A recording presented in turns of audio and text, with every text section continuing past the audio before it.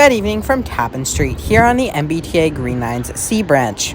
Today, we will be riding the Green Line from here until Boston North Station, with a small stopover at Kenmore to change trams. The C line of the Green Line runs mostly through Brookline after exiting the core interline of downtown and Back Bay of Boston, with only one of its stations, that being the final station, being outside of Brookline. Right now, we are in Brookline, a small exclave of Norfolk County, surrounded by other counties. Down here, by Washington Square, there are many restaurants here. However, they are somewhat expensive. That being said, it's really nice to eat around here and to watch the trams go by, if you are into that. However, today we're here for the ride, so let's explore the station. The station itself does not feature much at all. It is a true tram stop with just a platform on each side of the tracks.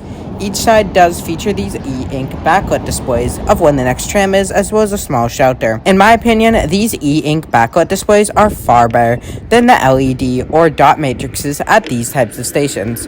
These are in fact perfect in my opinion. I love how these show the current location of the next tram. That being said, there's not much here, and there are no raised platforms here. So, that being said, there's really not much left to do but to wait for our tram, so we should do that. And shortly later, our tram comes on in. Led by lead car 3618 and part of the Kinky Chariot Westinghouse Type 7 series, our tram is one of the oldest still in the Green Line system, having been originally built between 1986 and 1987, with an overhaul by Alstom on this type of fleet between 2015 and 2019. That being said, it is coupled to car 3884, part of the Ansaldo Breda and Adtrans Bombardier Type 8 series. Built between 1999 and 2007, both of these types of series can be coupled together ever since Alstom completed their overhaul of the Type 7s. We can step right on in here. The train may also extend a platform with use of the blue button for those in wheelchairs or who may be impaired in other ways. From here, we can walk up to a fare box and tap our Charlie card to a machine to pay our fare of $2.40 US. There is to note that there are fare machines being added in the near future at all doors for anyone with a Charlie card. However, these cash-only fare machines can only be used right at the fare box, which you need to step up steps to get to. So, therefore, if you are not at a station in the interline, paying your fare is a bit hard as of right now. Now, this is only a problem at stations west of Kenmore, save for Fenway, which do not actually have fare gates. That being said, we can walk on down as the tram starts in. Run a bit. Now then, let's talk about our ride. Today's ride will take us from Tappan Street to North Station, with a small stopover at Kenmore to make a transfer. Our ride will therefore be 8.07 kilometers, and will take us about 45 minutes to complete this journey. The seats are relatively normal tram seats on here. Slightly soft, but nothing major. You will never be on here for more than an hour, and realistically, not for more than 15 to 20 minutes at once. So, it's fine. That being said, the views here are alright. You can see a lot of beautiful Brookline in these trams. While that goes by, let's talk about all of the sections of the Green Line. So, the Green Line is divided into 4 branches, the B, C, D, and E branches. Why no A? Well, the A branch ran from Park Street until Watertown Yard,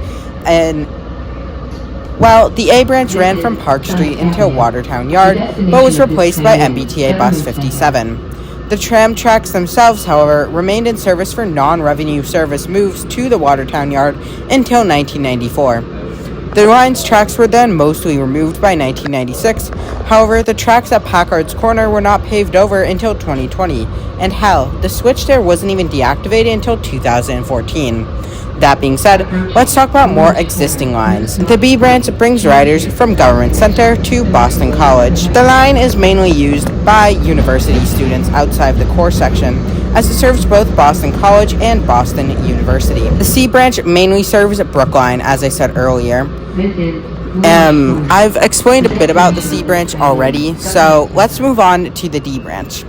The D branch is the only fully grade separated branch, and it is also the longest branch, running all the way from Riverside in Newton all the way through Boston into Union Square in Cambridge. Although it would likely be faster to simply drive through Newton, Cambridge, and Arlington if you were trying to simply get from Riverside to Union Square, as the full ride is scheduled to take exactly 1 hour. That being said, it is an absolutely beautiful ride after Kenmore Square, and I fully recommend riding it, if only for the scenery. Finally, the E branch is the only branch which does not visit Kenmore or Heinz Convention Center. The E branch runs from Medford, specifically the Medford Tufts stop, which serves Tufts University and is a great foaming spot, to Heath Street. The branch features the least used station in the entirety of the Green Line, which I will one day make a video about.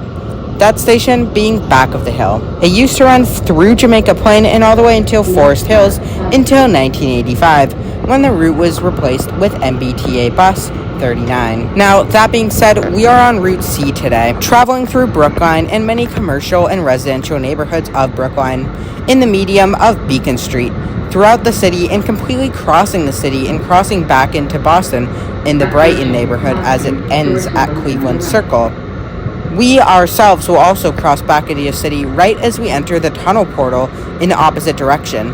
But for now, I will let you guys view Brookline until we enter said tunnel portal.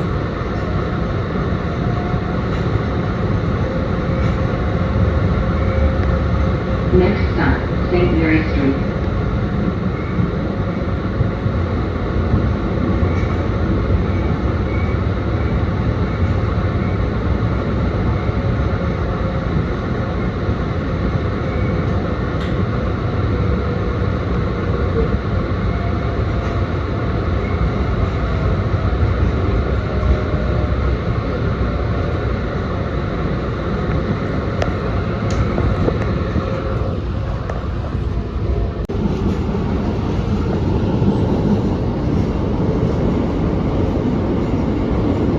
Now then, we enter the tunnel portal just after St. Mary's Street, which will bring us to the underground section of the Green Line. Just after we enter the city of Boston itself. And just after that, I use the cord to request that we stop at Kenmore.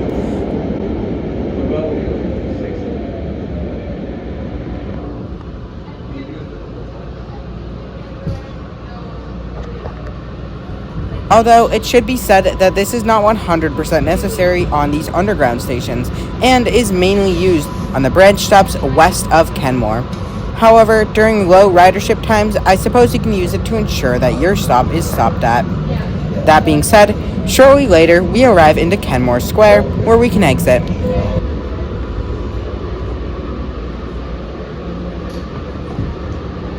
This is Kenmore. Destination.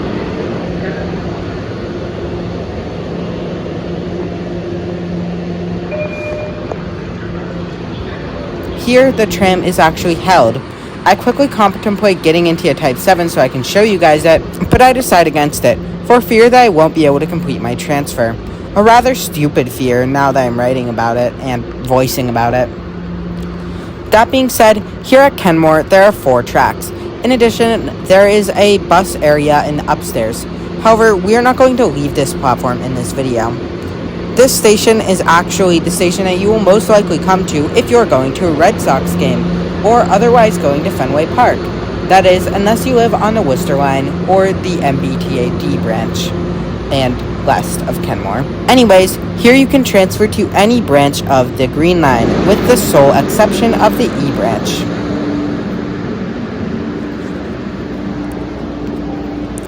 You can also transfer to many buses here. The reason why I am here is because I want to end my journey further along than Government Center, but C trams only go to Government Center during times that are not weekday peak. So I need to transfer here to a tram that will get me to my destination at North Station, which is 2 stops north of Government Center. Thankfully, the wait here is not long for a tram whose destination is at Union Square.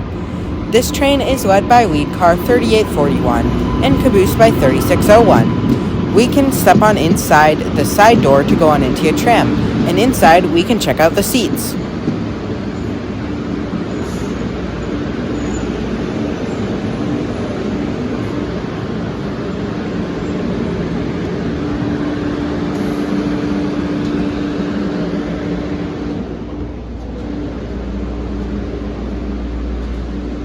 In my opinion, the Type 8s have better seats than the Type 7s, but both are decent and do the job. Inside the tunnel under Boston, there's honestly not much. We first go to Heinz Convention Center, the stop serving the convention center of the same name, one of 2 convention centers in Boston. Now then, let's look inside the cars, and, well, there's not much here. Just a map and a dot matrix. Other than that, there's a pretty basic interior. Shortly later, we go through Park Street, the oldest metro station in all of North America, which features 6 tracks, 4 for the Green Line and 2 for the Red Line. It is a major transfer point and used a lot for north-south connections. And soon later, we pull on in to Government Center, which is the terminus for 2 of the 4 branches of the Green Line, those branches being the B and C branch.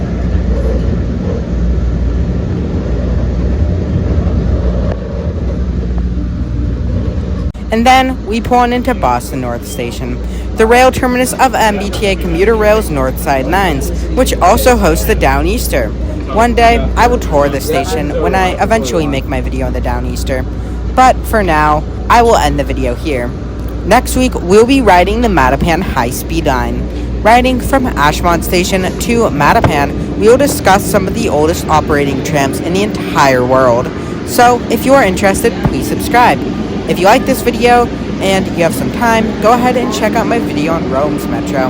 It is a lot faster than Boston's Metro. With that being said, see ya!